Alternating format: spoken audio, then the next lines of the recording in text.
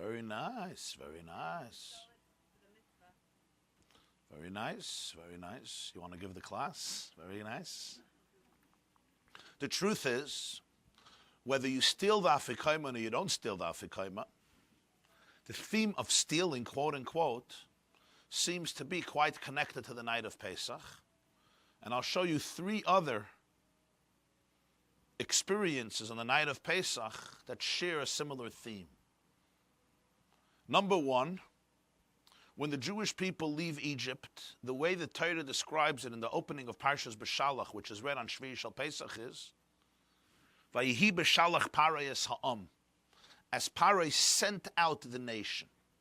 He sent them by coercion. He had no choice. After 10 plagues, he was afraid that everybody will be decimated.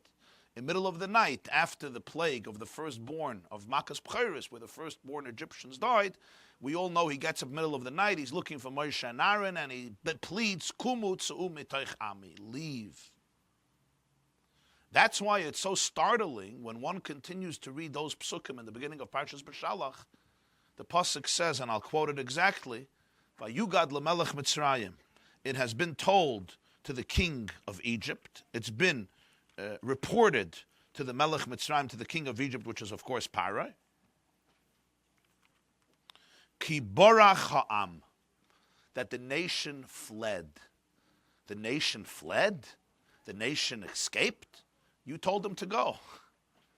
They couldn't even go. They didn't have permission to go. They didn't have the power to go. You sent them out. If they wanted to go, they could have gone a long time ago. They wanted to go a long time ago. You held them enslaved with your army, your troops, and your security. You were more numbered. They were outnumbered. They were slaves. They were crushed. You told them to go. Pare heard ki borach ha'am, that the nation fled. Who fled? Nobody fled. So Rashi explains something very interesting. What does he say? People don't realize this. When Moshe asked Pare throughout the whole ordeal to let the people go, what was his request? 3 days.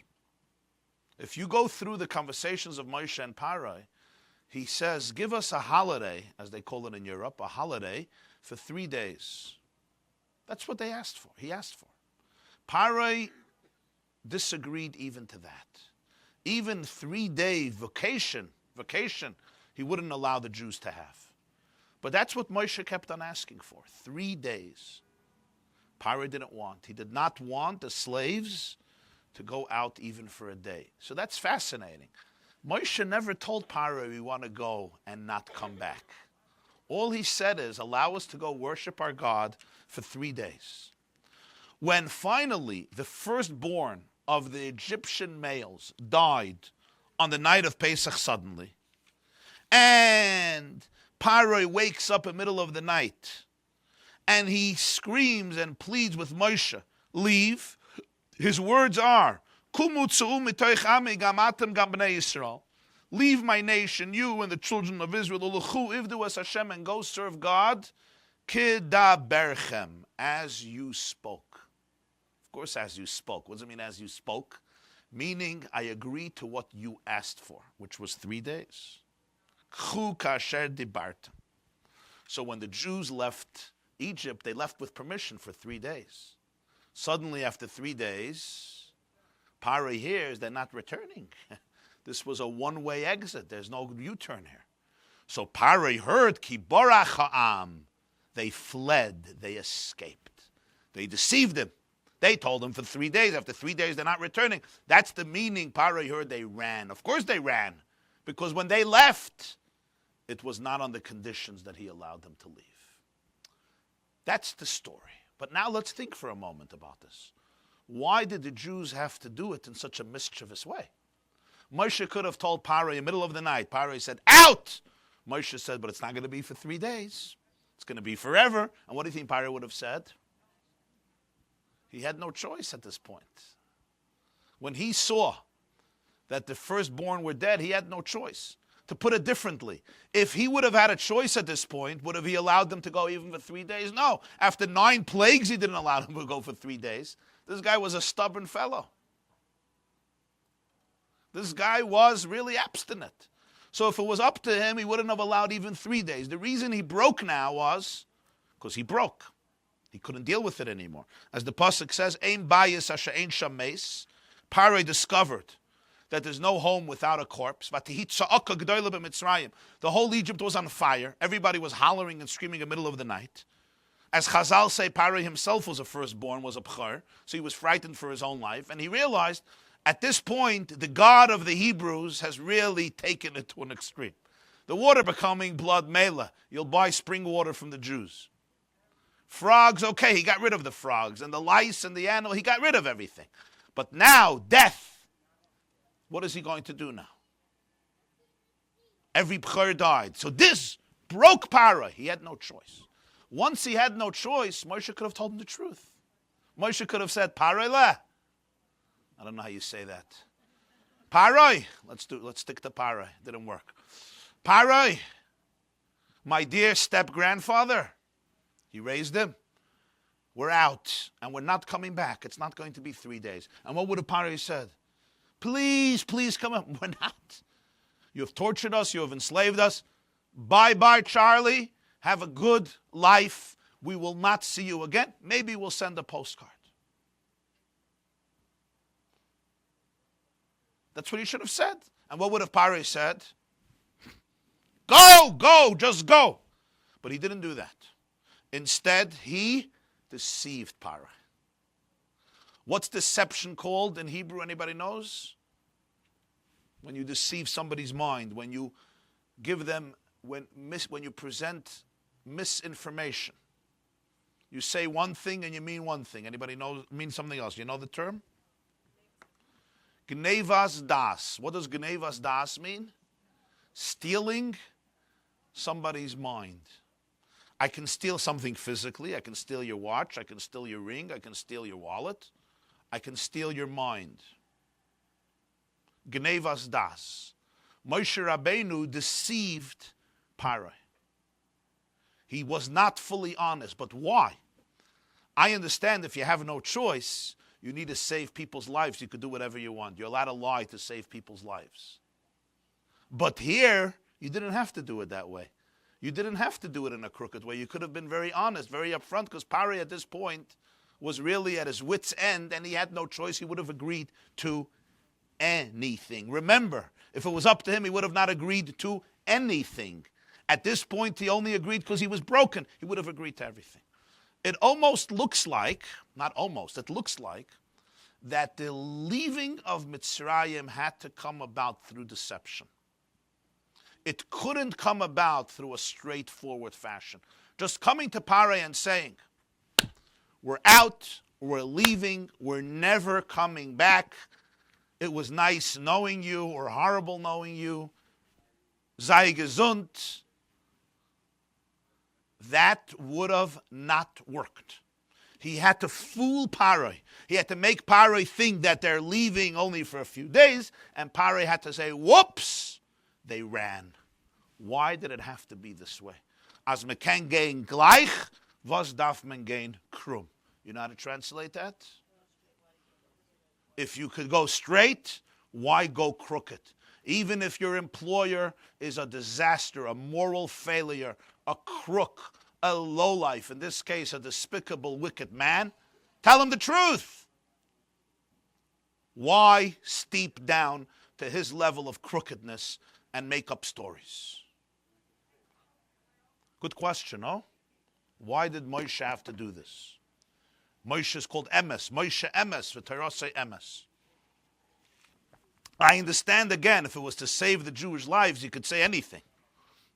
It's a mitzvah to lie. Pikuach nefesh, doiche kol ha-Torah kula. The saving of a person's life overrides all sins, including lying. You're allowed to lie to save somebody's life. But there was no need for it. There's no mitzvah to lie if you could say the truth.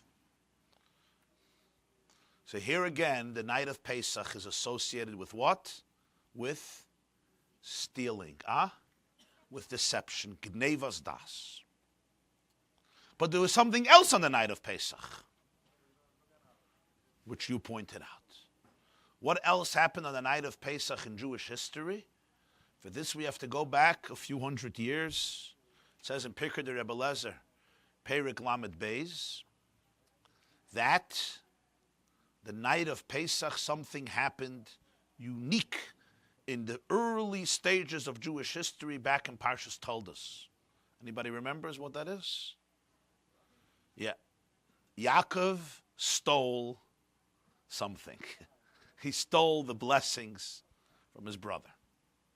It was a night of Pesach.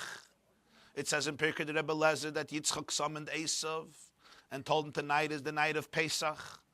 All the heavens are open. I want you to bring me food, aseli matam, and I'm going to bless you. It's a special night of bonding with children, so Yitzchak wanted to bond with Esav. And Rivka says to Yaakov the same thing. Tonight is the night of Pesach. I want you to go bring the food to your father and let him bless you. In fact, what did Rivka prepare for Yitzchak for the meal? You remember? What did she prepare?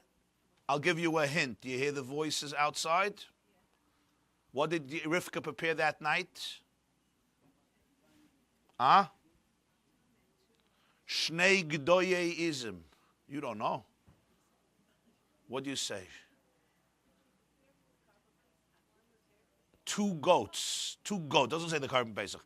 She compared 2 goats. What does Rashi ask? Yitzchak eats 2 goats for dinner? 2 goats? You don't eat 1 goat for dinner. You eat a piece. Yitzchak ate 2 goats for dinner. You know how much meat that is? So what does Rashi explain? It was the night of Pesach. And the Avos observed the rituals, the mitzvahs of Judaism in their own way, even before the story of Matan Torah. Yaakov put on tefillin. Avram Avinu made an eruv tafshilin. They observed it. They couldn't observe the mitzvahs like we do it because the tefillin that we have it at the Parshias of Yitzias Mitzrayim. They couldn't do it in the same way, obviously. We see that Lot, the same day, offered the malachim, but that was already, I'm sorry, I'm mixing up 2 stories. That's Avram Avinu, the 3 guests, also came on Pesach. That was the day, ultimately, that Yitzchak would be born a year later. Avram offered them food, and then Lot offered them matzahs. Rashi says, why matzahs? Because it was Pesach. So we see from here that they had the concept of Judaism even before. So here too, years later, when Yitzchak is giving the blessings to his children, it was Pesach, and there's 2 goats, Zeichel le Karban Pesach, and Zeichel le Chagiga, the 2 offerings that were brought on Pesach, Erev Pesach, the Karban Pesach, and before that the Chagiga, which was the Yom Tov meal as part of the celebration of Yom Tov. 2 goats. Outside we have a sheep. But for the Karban Pesach, you were allowed to bring a sheep or a goat. So Rabbi Lankry brought from Yeridea a wonderful sheep. Last night, 12:30 in the morning, my wife asks me if I hear this voice of an animal outside. This is it. So I went outside, and there was a sheep near my house. A huge, wonderful, friendly sheep near my home who was doing his thing. And since he was isolated from the herd, and sheep love herds, he was looking for any type of social or emotional connection, and even humans sufficed. Even though sheep are usually smarter than becoming friends with humans, they have their own, but nonetheless, b'makom she'ein ish, b'makom she'ein shepsele, shtadeli is ish, so a herring is oich fish, even a human being can suffice. So it was the night of Pesach. And the night of Pesach, Rivka tells Yaakov, go dress like your brother and take the blessings. And of course, when he does, and Esav comes back and he finds out what happened, and Rivka tells him those key words, Ba achicha b'mirma vayikach berchasecha. Your brother came deceitfully. He deceived you. He dressed up in your clothes. He brought the food that you were supposed to bring. He presented himself as you, and thus he took for himself what belongs to you. When? On the night of Pesach. In fact, the word bimirma, which is the key word bimirma, has the numerical value of 287, the same numerical value as the word afikomen. Some even say, I once saw in a Sefer, Nissan, that we steal the afikomen to commemorate Yaakov stealing the brachas from Yitzchak. In fact, there's even an interpretation in Svarim that when Esav came with his food, he said, bless me. And Yitzchak said, somebody came here already. And I ate everything. Let him be blessed. So Esav says, bless me too. So Yitzchak says, ba chicha b'mirma. B'mirma is the gematria of afikomen. I already ate the afikomen, and after the afikomen, you don't eat anymore. So therefore, I can't eat your food. The Maril Diskin says that's why Yaakov brought him wine. Vayaveh lo yayin. It was the night of Pesach. He brought him 4 cups of wine to be able to do the mitzvah of Dalet Kaisos, because the others observed even the mitzvahs d'Rabbanan. And the 4 kaisos are mitzvahs d'Rabbanan. Regardless of how accurate or authentic this interpretation is, but what we see here is the night of Pesach, there's another component of deception. So we already explored 3 things: the afikomen, deceiving Pharaoh, and the taking of the brachas through apparent deception. But it's not over. There's something else on the day of Pesach that again happens illegally, informally, by some form of deception. What? Very good. Very good. Esther Hamalka. We go later in history. The decree against the Jewish people by Haman came out which day? Anybody knows? Which day did the edict to decimate all the Jews in the Persian Empire come out on? Yud Gimel Nissan. The 13th of Nissan, the scribes of the king were summoned, and they issued forth a decree that in 1 year's time, in 11 months, on the 13th of Adar, every Jew should be killed. Mordechai hears the news. He asks Esther to go plead with her husband. She says, fast for 3 days. I will also fast. And on the 3rd day, what happens? She goes into the king. Which day was this? Pesach. Because the second party. Yes. So Esther goes into Achashverosh when? The 1st day of Pesach, the 3rd day. What was her expression to Mordechai? Mordechai said, go speak to your husband. She said, I can't go to my husband. Why? I haven't been summoned for 30 days, and if you go in without permission, and he doesn't stretch out the golden scepter, you come out with a head shorter. Achas dasei lahamis. I can't go in. So Mordechai gives his famous response, the speech to Esther, Revach v'atzala yamay d'mi yedeyem leish gat lamalchus, and Esther concedes, and Esther says, I will go. Her words are, uvechein avay al hamelech asher loy chados. I will enter into the king loy chados, not according to the law, the regulations. V'chasher avadati, avadati. If I perish, I perish. I will enter into the king not with permission. In other words, I will go into his chamber without his consent, without his permission. Here again, I will not follow protocol. I will not follow the laws. I will not follow the regulations. I will ignore his desires and his wishes. I'm going to show up. You like it? Good, hopefully. You don't like it? We'll take the risk. Esther here again breaks the rules. When? On Pesach. Uvechein avei al hamelech. Achashverosh, of course, stretches out the scepter. What do you want, dear Esther? And Esther says, I want you to come to a party. And he comes to a party, and at the party he says, what do you want? And she says, I want you to come to a second party tomorrow. When is tomorrow? The 2nd day of Pesach. What's the name of the party? Mishteh hayayin. Why did Esther make parties of wine? She wanted to drink 4 cups of wine. It was Pesach. A Yiddish Meidel wants a Seder. How she could have a Seder in the palace of Achashverosh? He wasn't into Zdorim. So what did Esther do? She made 2 parties, 2 nights of Pesach. Yom Tov Sheni Shel Goliath. She has 2 parties so she can drink 4 cups of wine. Amachaya. He thought they're drinking because of party. She was drinking because Pesach. It worked out. A number of years ago, I heard from one of the chief rabbis of Israel personally. I heard from him that a number of years ago he was in Spain. And he met the king of Spain. And he gave the king of Spain a gift. One of those beautiful long shofars. And the king asked, what's the significance of this gift that you're giving it to me? And the king said, we have alarm clocks. So the rabbi explained to him that during the Spanish Inquisition, there were, of course, many, many Jews who remained in Spain and became what they called anusim, conversos, or what they called them Marranos. You probably know the translation of that too. And these Jews practiced their Judaism clandestinely, at least minimally, but openly they were faithful Catholic Christians. It was Rosh Hashanah.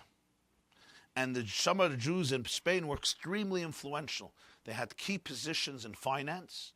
The finance minister himself was Don Yitzchak Abarbanel, who left with the exiles of Spain in 1492 on Tisha B'Av.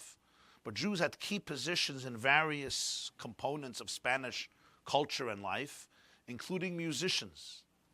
And there were Jewish Marranos, and when it came to Rosh Hashanah, they wanted to hear Shofar. So the Seder you could do in a basement. Yom Kippur you can practice in a basement. Candles you could light in a cellar, Shabbos, before Shabbos, etc. But Shofar you can't do without your neighbors hearing it. So what they do, they had a concerto arranged on Rosh Hashanah, and among all of the instruments that were playing, they organized the music in a way that blowing of the shofar should be part of the concert. So everyone sitting there, if you weren't Jewish, you just thought that the ram's horn was somehow one of the instruments that was part of the arrangement of the symphony. But if you were Jewish, you got to hear the shofar on Rosh Hashanah. So the chief rabbi of Israel tells the Spanish king, he says, 500 years later, we could now blow shofar in Spain. We don't need to incorporate it into a complex and intricate symphonic music arrangement in Madrid or Barcelona or Granada or Cordova. And as a result of the freedom that Spain offers today its citizens, including its Jewish citizens, I give you a shofar to show you how we maintained our heritage, and we're thankful to all those governments that allow us to be able to be who we are freely.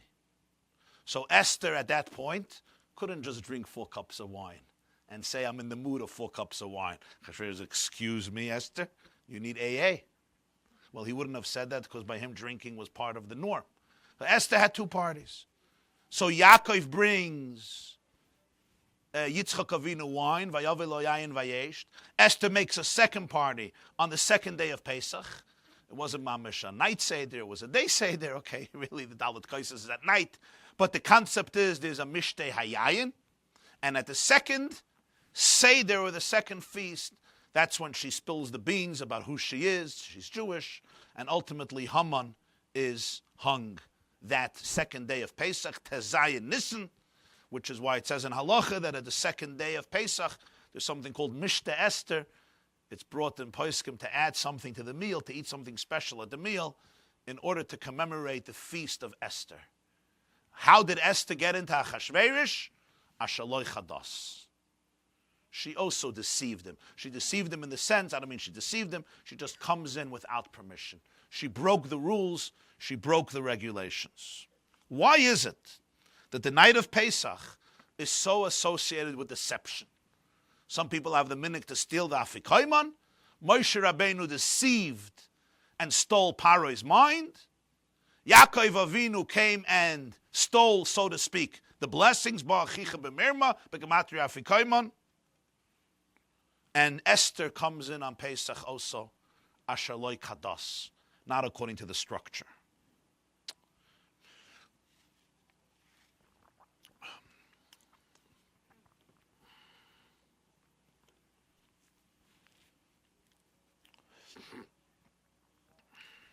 The answer to this, I'm going to explain with a story about the holy Baal Shem Tov.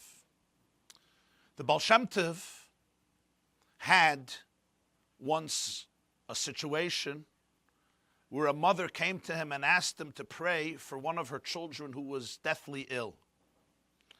And the Baal Shem Tov summoned his students, his holy students, and they prayed and prayed for the child's well-being. The mother came pleading later to Baal Shem Tov, this child is really dangerously ill, please, what can he do for her? The doctors have given up.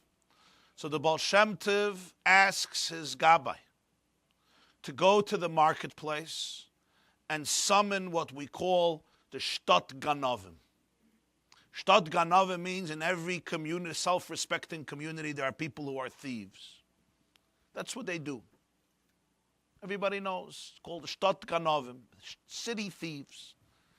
And they were, let's call it this way, they weren't the most respected group in the town. The Baal Shem Tov said, summon all these guys to me. Let them come to my shul. They had a respect for the Baal Shem Tov, so when they heard the Baal Shem Tov was calling them, they all came running. The Baal Shem Tov said, Chevre, Rabbi said, we have to daven. And they start davening. He prays with all the thieves. And the prayers are answered. The child starts showing signs of healing, improvement, and recovers. And somebody asked the Baal Shem Tov, Rebbe, I don't understand. You're praying with your holy students, the Chevraya Kadisha, to no avail. You bring in the Ganovim, you bring in the thieves, and suddenly you accomplished everything. How did this happen? You know what the Baal Shem Tov said? He said as follows. He said, when I was praying with my students, I realized that the gates of heaven were locked. So I needed to bring those who are experts in breaking locks. So I brought in the thieves. They know how to break locks. What does this mean? Do you understand what this means? What does breaking locks of a ganef have to do, of a thief, have to do with breaking locks in heaven? What's the connection? Breaking locks here is immoral. Loi signov, you're not allowed to steal. You're not allowed to break locks. You remember the one who broke the locks of the principal's office, what the consequences were? She was expelled from school. She didn't graduate. You remember? Didn't happen. Breaking locks in heaven, breaking locks down here.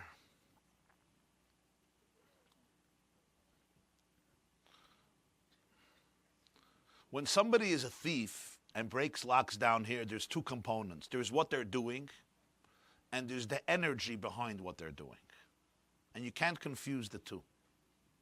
You may have, for example, a child who's very, very, very rebellious, extremely rebellious, maybe obnoxious, very tough.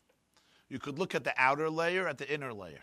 The outer layer may be extremely negative. Internally, though, it may be the exact opposite.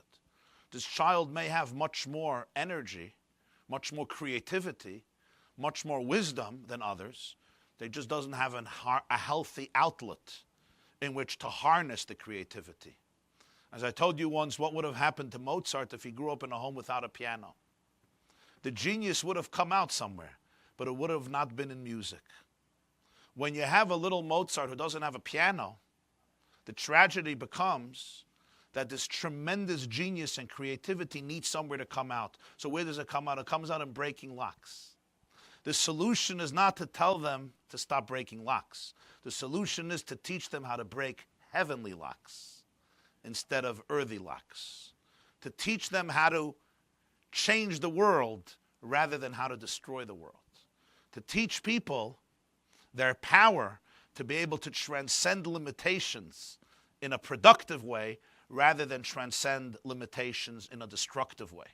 If there's a sign, no trespassing, and there's a teenager who says, I don't care, there's always one person who says, I don't care. Any of you are like that? When you see a sign, no trespassing, what do? You make sure to go. There's always that type of person. That person is a great spirit. They don't believe in stop signs. Nobody could tell them don't trespass. You know why? Because even the sky is not the limit. But here is what people have to learn. You got to know which signs of no trespassing you have to pass. Don't use this creative spirit to go into a particular property where you could just get arrested or create a ruckus and nothing is going to come of it. Rather, appreciate your ability to be able to truly defy those things where civilization tells you, these are our limits. We can't get any further. You could trespass. You can go much further. For many, many years, for decades, for a century, there was a rule in running known as the 4-minute mile. Nobody could run a mile faster than 4 minutes. Do you know that? You don't know that. Some people could run a mile in 6 hours. We know that. They can walk a mile in 2 days. But professional runners knew the 4-minute mile rule. It was broken. It was broken by an Englishman, Bannister, and he did it in 3 minutes and 99 seconds. I think 99.4 seconds in the 1950s. 59 seconds. 3 minutes and 59.4, I believe. And interestingly, once he broke it, a year later, it was broken again. It was broken again. I think the last one was the 1999 in Rome, approximately 3 minutes and 83 seconds. Anybody here can do it faster?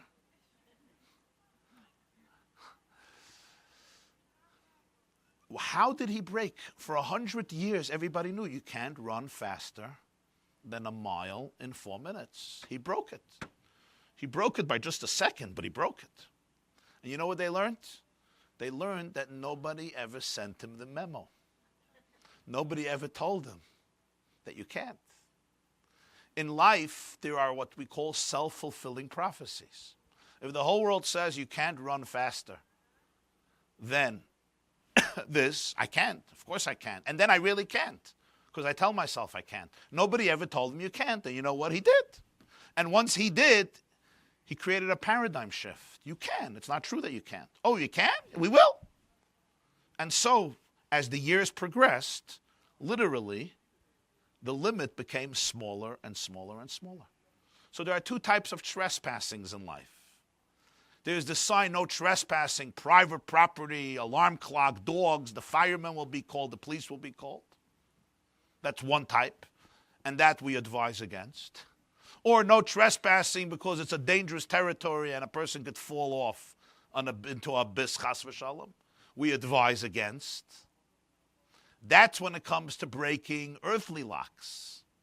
But if you have that creative spirit, you need a trespass. But you have to know what to trespass. You need to trespass all those imposed dogmas and beliefs that become self-fulfilling prophecies, that this is the way it is forever, and there's no ability to trespass these boundaries. We are stuck in this rigid box for eternity. The Baal Shem Tov said, I needed people who don't believe in locks. When they see a lock, some people when they see a lock, what do they say? It's not for me. And other people see a lock, what do they say? It's time to break a lock. It's an energy. It's a spirit. It can be harnessed destructively, but it can be harnessed idealistically, productively. But you have to be able to differentiate the outer layer from the inner core.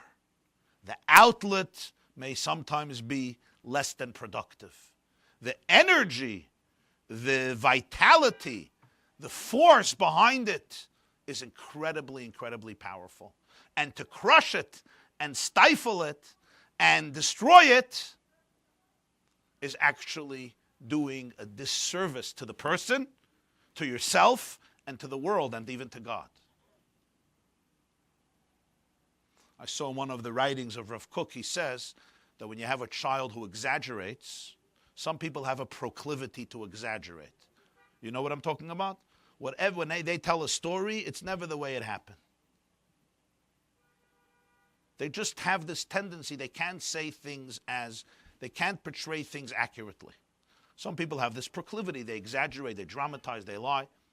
So he says, the solution is, don't just chastise them not to do it. Teach them how to exaggerate. You see, exaggeration usually comes with a fertile imagination. People who have fertile imaginations, they build palaces in their minds. They concoct realities and they become real in their own mind because some people have boring imaginations. It's a fact. Think about what you're daydreaming right now as I'm speaking. Some of you are in very interesting places, right? For example, you're watching kangaroos in New Zealand, or you're observing a herd of elephants in Kruger's National Park, and some of you are in your Pesach kitchen right now, cooking potato kugel. Okay, different imaginations, right? Different imaginations. Some people have very fertile imaginations. Where are most of you right now? So, if he has a fertile imagination, he exaggerates. Teach him or her to exaggerate when they talk about the greatness of their soul. When you talk about the greatness of your soul or the infinity of God, that is where he should exaggerate, because as much as he exaggerates, he won't even be scratching the surface of the true depth and magnitude of the soul. So you don't need to kill it. You need to harness it. You need to channel it. But if you're taking a story that happened yesterday and you're saying something that didn't happen and you're just concocting and inventing a lie, you're taking powerful energy and squandering it on inconsequential or even immoral or indecent behavior. So the Baal Shem Tov said, I needed the Ganovim to break locks. And here we come back to why Moshe had to deceive Pharaoh. Ki barach ha'am. They run away. They have to run away. You know why they have to run away? Because if they don't run away, they're never going to leave Egypt. Why do they have to run away? Tell Pharaoh that we're leaving, and Pharaoh will say yes. Because at sometimes you may leave Mitzrayim. You may get out of Mitzrayim. But Mitzrayim has still not gotten out of you. You may run away from Pharaoh. You may leave Pharaoh, but Pharaoh hasn't left you. Somebody once said about the Jew, you could take the Jew out of exile. You can't always take exile out of the Jew. I could take myself away from Pharaoh, but I can't always take Pharaoh out of myself. What happens then? We know in life, you may have had a certain experience, and it's years later, you're not there anymore, but you are there. Not because you haven't left it, but because it hasn't left you. And when something hasn't left me, as much as I want to leave it, it hasn't left me. It's there. When it says in Yeshaya, when Mashiach comes, Loi b'chipazayin telechu, you won't go swiftly. You will not run. B'shuva v'nachas tivashay, you're going to go serenely. By Mitzrayim, it says they had to run. Ki barach ha'am. Why the difference? The difference is when Pharaoh is still inside of me, the only way I could experience any sort of redemption is through running. Not running from him, running from me. Running from the him that is in me and that I think is part of me. When there's absolute clarity in the system, when we have completely experienced detoxing, when you experience a complete detox and there's no trace of Pharaoh left in me, then I don't have to run. I don't have to run from me, because there's no part of me that portrays itself as Pharaoh's voice. So when the Jewish people left Egypt, the reason that Moshe had to deceive Pharaoh is because the way Geulas Mitzrayim had to happen was by the Jews running away. So practically it also had to come out in a way that it's running. And that's why he had to tell Pharaoh one story, and that story had to be defined. Why did it have to be this way? The answer is because if there is a lot of toxicity inside of me, that toxicity is going to raise its ugly head and will get me right back into Egypt because it's in my system. So what do? I have to run. Who am I running from? I'm running from the voice in me that wants to take me back to Mitzrayim. And therefore, Ki Borach Ha'am, the nation has to run because they may have left Mitzrayim, but Mitzrayim was still inside of them. So you have in a person's life a similar, we have this reflected in people's lives on an ongoing basis. What is freedom? What does it mean to be a free person? Some people say, or write, or think, what is freedom? Freedom is I want to reach the day when my entire system is absolutely clear. No negative energy, no fear, no insecurity, no trauma, no pain, animosity, competitiveness, envy, resentment, frustration, dread, terror, deep bewilderment, alienation, loneliness. I want a complete detox. You know how when you start juicing, they promise you that this is a detox? Right? If you drink this, the whole body is mummish, all the poison gets released. So I want to be free. Is that the definition of freedom? If that would be the definition of freedom, very few of us would be able to be free. Definition of freedom, of course, that's also the definition of freedom. And if you can do that, pajalasta. And if you could give us the ingredient, you can also make a couple of dollars probably. But that's not the definition of freedom of Yetzias Mitzrayim. The definition of Yetzias Mitzrayim is very different. In a way, a little more complex, and in a way, a little deeper. And that is, I can have all that I said inside of me. It's fine. Para is right there. And Para is Melech Mitzrayim. Vayugad le Melech Mitzrayim ki baracham. Doesn't say Vayugad le Para. Melech Mitzrayim is translated in Svarim, the Melech of Meitzarim. You know what Meitzarim means? Restrictions, boundaries, confinements. He is the king of restrictions, the king of addictions. How do you like that? All those habits, all those thoughts, all those emotions that restrict people, that turn you into a restricted, like this. You know the feeling? Sometimes you're in your own house, choking. I don't mean on a bone, on an emotion, on a feeling, on an experience, on a fear. It's like, and the same person, when you just see their number coming up on your telephone, you're already like this. You're already uptight.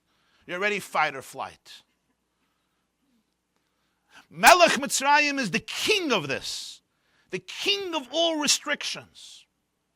He hears that the nation ran away. Of course the nation has to run.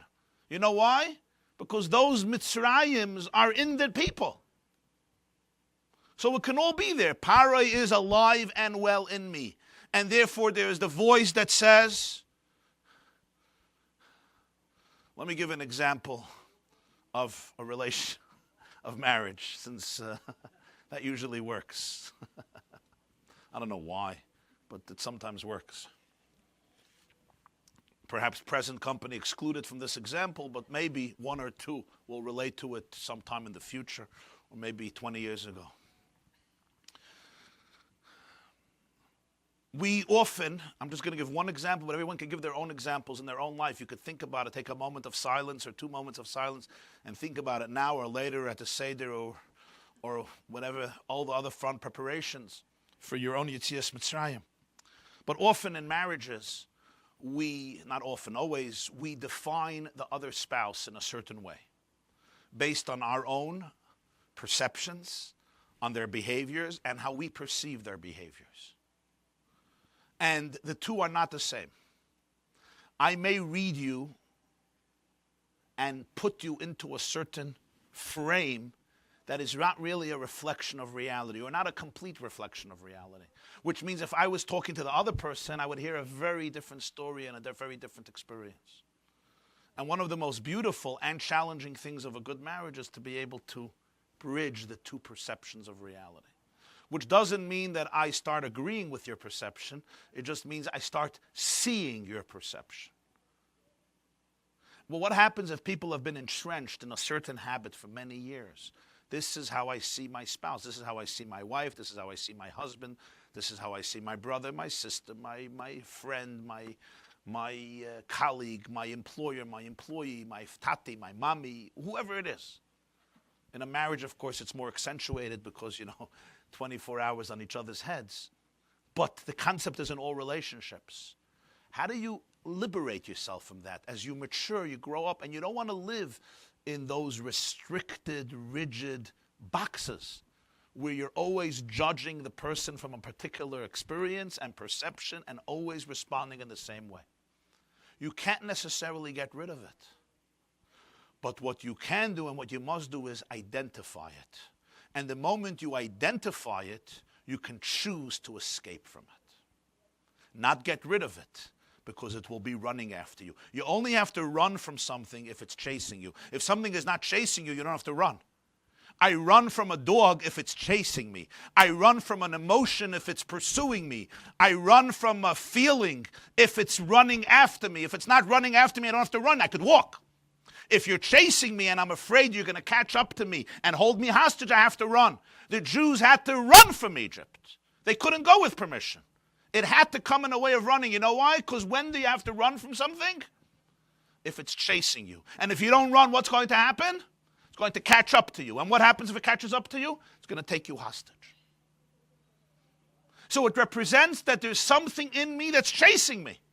And I have to run from it. And if I don't run fast, it's going to swallow me up. What does this mean in your personal life? Who's chasing? Who's chasing you? Your own voice. Your own voice. Where that voice comes from, it's not relevant at that moment. You want to do CBT, do CBT.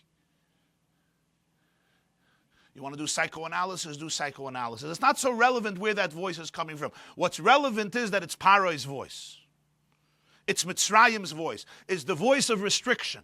If you don't do anything, if you just let it be, it could catch up to you, swallow you up, and you become a hostage to it. What do you have to do?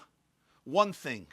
Identify that this is Mitzrayim, and you don't want to be in Mitzrayim. But the problem is Mitzrayim is inside of me. That's true. So therefore I have to say, I know Mitzrayim is inside of me, but it's not me. Mitzrayim is inside of me. I contain it.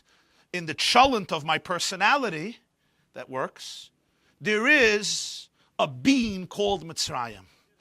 In some of us, it's 100 beans. And in some of us, it's also the meat and the potato and the bones and the spices. And if you're a good Sephardi, the eggs too. But it's inside of me. It's not me.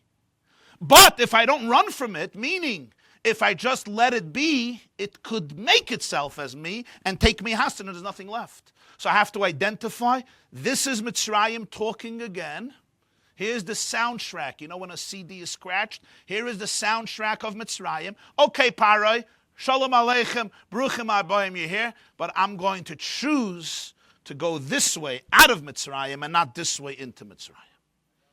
That's what freedom is. Freedom does not necessarily mean the whole system is cleared up for eternity. Freedom means there's voices that speak and spew stupidity or truth, primitiveness or sophistication, but they have one common denominator, and that is they're placing you in a place of restrictions, of rigidness, and of negativity, and of hopelessness, and of despair. And they're not allowing your truest values in life to emerge in full fruition. And now I have to choose. But I can only choose if I identify. Im ein das havdola minayin, Chazal say. If there's no identification, there's no choice. There are decisions, there are no choices. You know the difference between decisions and choices?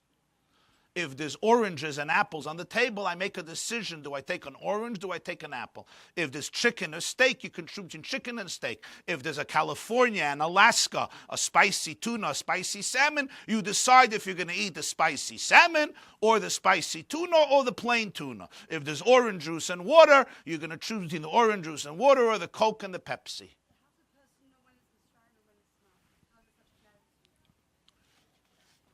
That's a good question, Jacobson. That's an excellent question. How does a person know when it's Mitzrayim and when it's not? Because Mitzrayim doesn't say it's Mitzrayim. Mitzrayim says, I'm the tzaddik, I'm redemption. Pharaoh said, I'm right, I'm the good guy, you're the bad guy.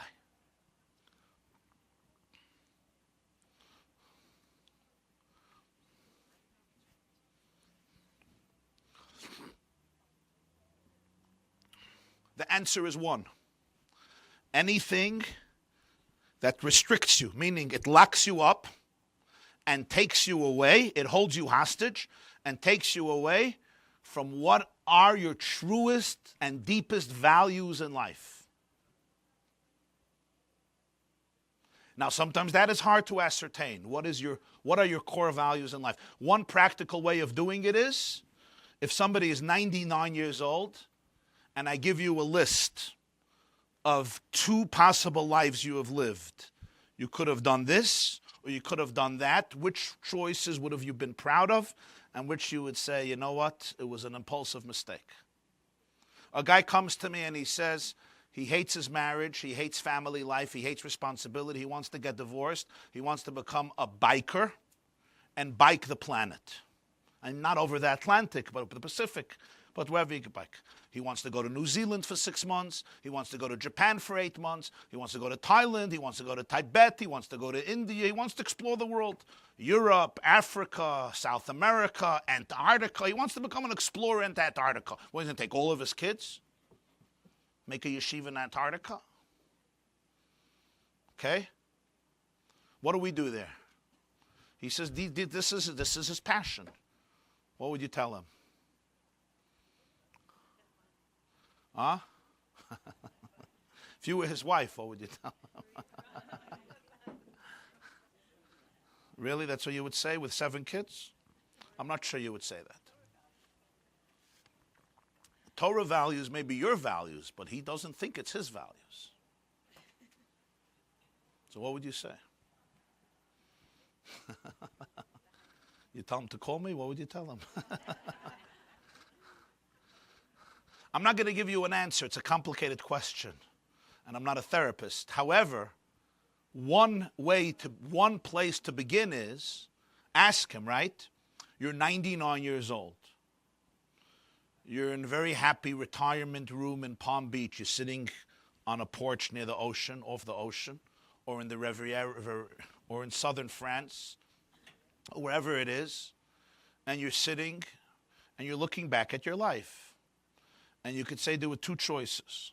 One choice was you remain connected to your wife, to your children. They have children. And you're connected to your children. You raise your kids. You're there for them. You bond with them. You're there for your spouse. With all of its limitations.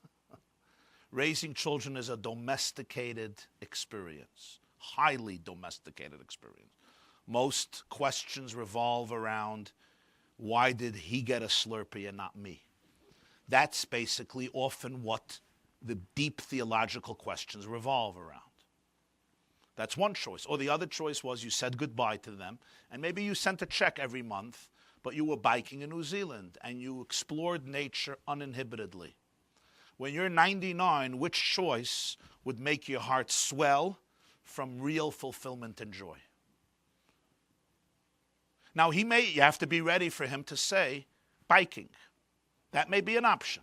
But it's a good way for a person, even without mixing in, he doesn't claim he's religious, without mixing, so you're talking about religion, without mixing in, a person beginning to identify what is really valuable to them. Because in the moment, a lot of things are valuable.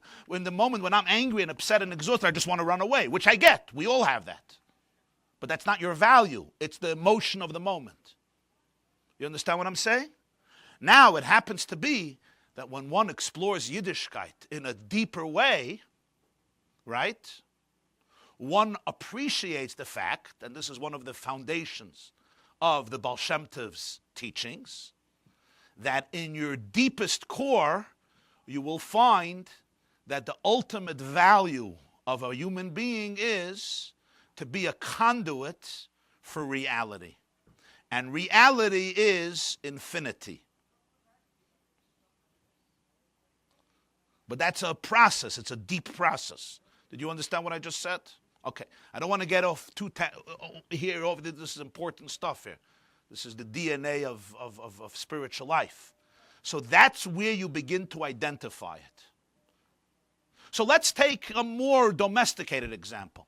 You'll ask this person, husband and wife who have a difficult marriage, what's your ultimate value? To have a good marriage or a miserable marriage? What do you think they're going to tell you? Right? The value is, I don't know too many people that their value in life is to hate their spouse. And every time she walks in or he walks in, you're like, ugh. I don't know too many people like that. And if they are like that, then you need a whole different course of remedy. A lot else is going on here, right? But I'm stuck. This is the reality. So here's the choice between what you value and the voices of Mitzrayim that keep on coming up.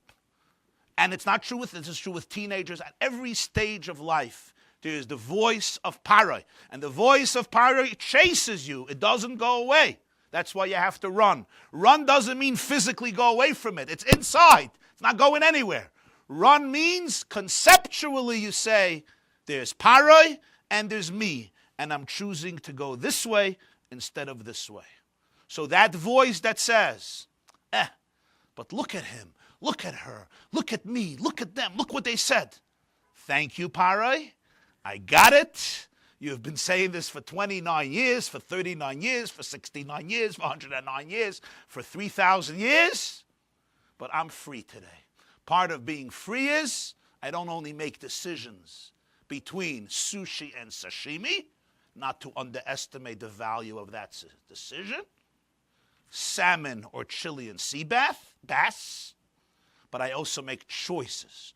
Choices comes from awareness. The more awareness, the more you can make a choice. The less awareness, I can't make a choice because I don't have awareness, right? I can only make a choice if I have awareness of what's this, understand the implications of this, the pros and the cons, and then I could choose. If I don't have awareness of what's going on, for example, I think that Pharaoh is me and I am Pharaoh, I don't have a choice. The moment I can differentiate, and the moment I can identify and say, this is you, and the moment I can understand the implications of this and the implications of that, I am free not to be free. I'm free to make a choice. That was the revolution of Yetzias Mitzrayim. Freedom doesn't always mean you're free. Freedom means you can make a choice. Ki borach ha'am, because the nation fled. When Mashiach comes, it says, no running anymore. Nobody's chasing you. Because there's a detox. After all of the avodah in the world throughout the years, there's a detox. But till that point, there's no detox. There may be strong addictions, but I could make a choice every single day where I'm going. Hence, so now we come to the next step. If this is the case, we understand very well the custom of stealing. Stealing the afikomen, the idea of stealing the blessings, deceiving Pharaoh, breaking the law and going into Achashverosh. That's all what Pesach is. I want to go into the king. I want to go into my husband. I want to go into Achashverosh. I want to go into God. And there's a voice in me and says, Loi chadas. Not you. You're a loser. You're not welcome. We know who you are. Du bist a lo yutzlachnik. Du bist a schlemazel, an idiot, a pferd, a behema, a sheretz, a pera adam, a chaya, a wilde chaya. You can't go into the melech. That's for good people. You just sit and follow the rules. So what does Esther have to say? Avei ala melech, asher lo chadas. I break rules. Pharaoh will always tell you, you're not welcome. And if you go in, you're going to die. You can't be free. Who are you to be free? You belong in a state of trauma forever. You must have a miserable relationship with your children. That's the rule of life. You're obnoxious, they're obnoxious, you deserve each other. Matzah minas minai.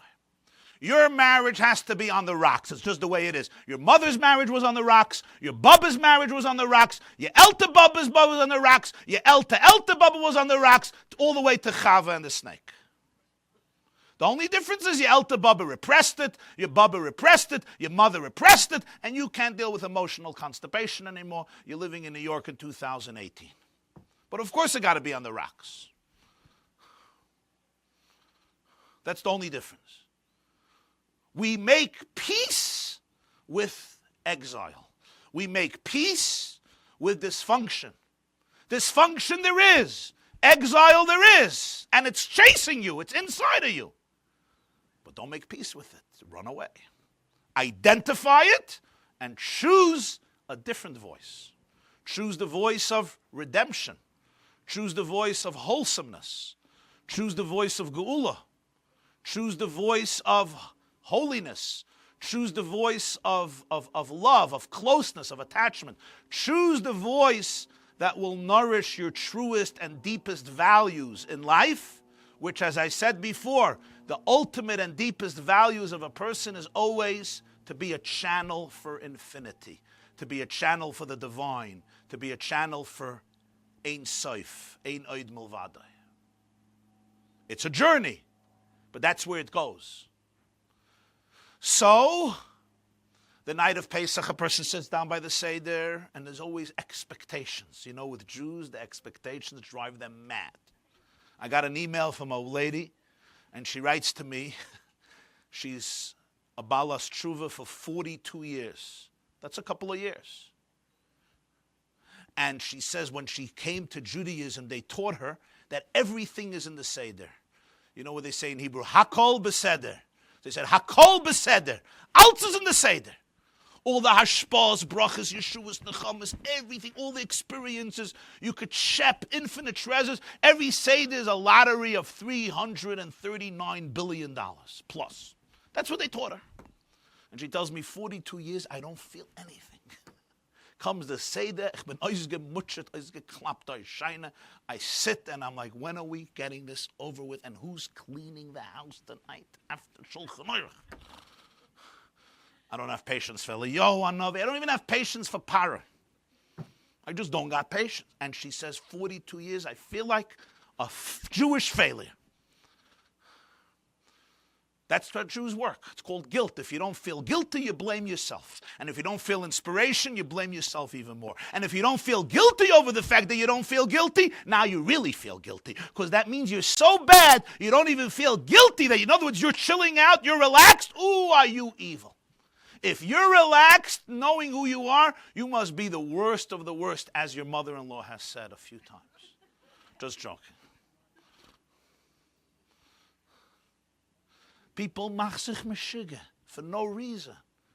For no reason, they drive themselves mad with expectations that are completely not Jewish, not realistic, not normal, not healthy. And that is because you create a type of fantasy Wizard of Oz, Lala world that people are supposed to fit into. Either they force themselves into that, but it's dishonest. And how long can a person be dishonest? So a person creates sometimes expectations that are very, very powerful and very, very deep and are beautiful, but they're not real.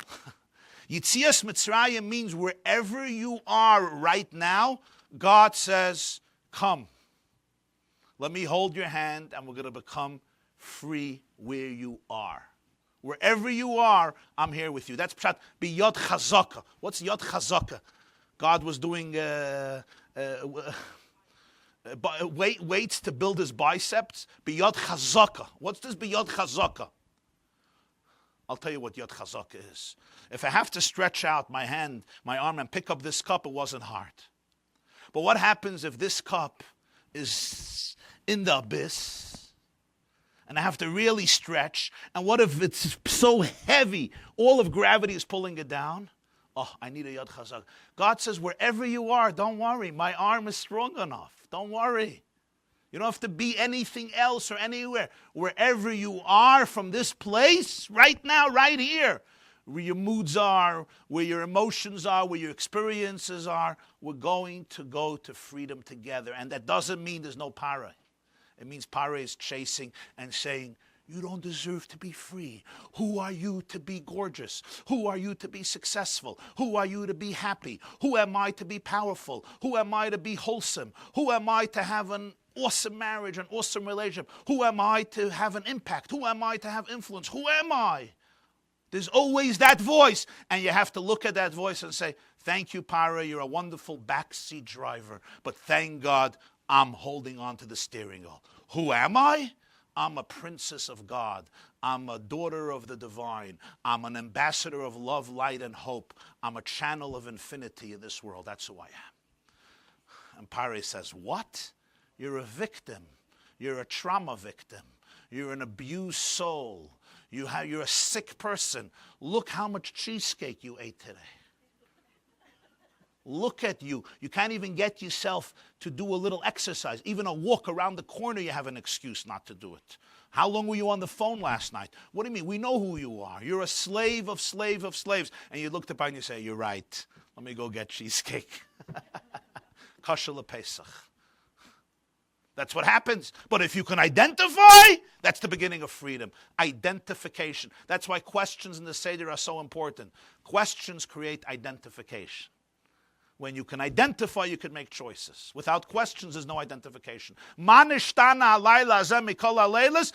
line is the secret to freedom. The moment you can ask the question, what makes this different from this? That's freedom. When you can hear the voice and say, this is Pharaoh, this is Moshe, Manishtana, you're good. The moment you can make differences, Manishtana, what makes this different from something else, that's the genesis of all redemption. So Yaakov Avinu, I get blessings. There's the voice in you that says one word. Ganev! You're a thief! You're taking the afikomen? You're a thief! You're a thief. What does a thief mean? Give it back. It doesn't belong to you. Happiness doesn't belong to you. Freedom doesn't belong to you. Truth doesn't belong to you. Godliness doesn't belong to you. Wholesomeness doesn't belong to you. You're a ganev. Give it back. Give it back, ganev. And who's screaming this? Nobody outside, somebody inside. You're a thief. You're a thief. You're a hypocrite. This is what people, I'm such a hypocrite, right? You ever had that? I'm such a hypocrite. I so don't mean it. I don't even care about this. It's all voices. You're a thief. You're a thief. You're sitting at the Seder. You don't want to be here. You just want to be in bed. You're just faking. You're such a liar. You're such a failure as a mother, as a wife. Of course your kids don't give a hoot about Yiddishkeit. You also don't. And an hour later, you're now in China in the chamber of Pharaoh Melech Mitzrayim. You're this. And you know what? A lot of these things are very interesting stuff. Pharaoh has a lot of good things to say, by the way. They have one common denominator. They keep you enslaved. He says good things that you have to consider. But they're all there in order to take a person into slavery. You have to be able to identify and say, I get it. I still have to deal with certain parts in me. There's no question. But I'm choosing now a path of freedom. This is deep internal work. This is not external work. On the outside, nobody may notice this. This is very deep and internal. But those who perform this internal work even a little bit appreciate what the freedom of Yetzias Mitzrayim is. I take the afikomen, which represents the Korban Pesach, and somebody says, Ganev! Ganev! Stealer! Liar! Thief! Give it up! And we say, it's fine. There's going to be somebody who will call you a Ganev. You're going to leave Egypt, and Padi's going to say, Ganev, you lied! Inside. You lied. You're a liar. You're not allowed to leave. You belong right here, addicted. Yes, I'm a Ganev. And Esther's going to walk in and someone say, you don't have permission, Ganev. You're stealing. You're trespassing. You're violating boundaries. And Esther says, I got it. I know. But I got to go to the king. It's Pesach. I go to the king. And somebody looks at Yaakov and says, you're a ganev. This doesn't belong to you. You're dressed up. You're a faker. You're camouflaged. You're an actor. You're one big mirma. You're a deceitful person. You don't own any of this. This is not yours. There's the voice in you, the Esav in you who says, you're a liar, you're a ganev. The person has to be able to say, I got it. I got it. And I can understand it, and I can analyze it, and I can dissect it, I can appreciate it. But I'm going to choose to go this way. Ki barach ha'am. Rather, rather than this path.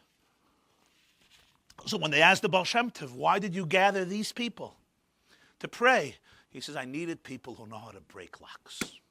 I needed people who, when they hear, thief, why are you breaking the lock? They only do it a little more and a little more effective. I needed people who, when they see locks and it says no trespassing, you have to remain outside of the king's chamber. You are destined to be in the rigid box of enslavement. And I say, I break locks.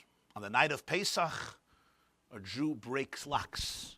The first lock he or she has to break is the lock that closed the gates of Egypt. And even a slave couldn't escape it. And when the person breaks the lock, he or she goes free. And it does not mean that there's nobody in the back seat saying, or in the trunk, saying, thief, thief, thief, thief. And you have to be able to acknowledge it, to be able to understand that that's part of freedom, to be able even to look into some interesting things which will clarify things and help you crystallize your path, but most importantly, to be able to choose and say, am I going to go into that space which will bring me into former enslavement, or am I going to choose the path towards redemption? It was in the beginning of the class. I want to wish everybody a wonderful Yom Tov, a kosher Freilich and Pesach for you and your families. L'shana haba b'Yerushalayim, which should be even this year. God willing, next class will be the Tuesday after Pesach. You're very welcome. Kam atem. Good Yom Tov to you. Good Yom Tov.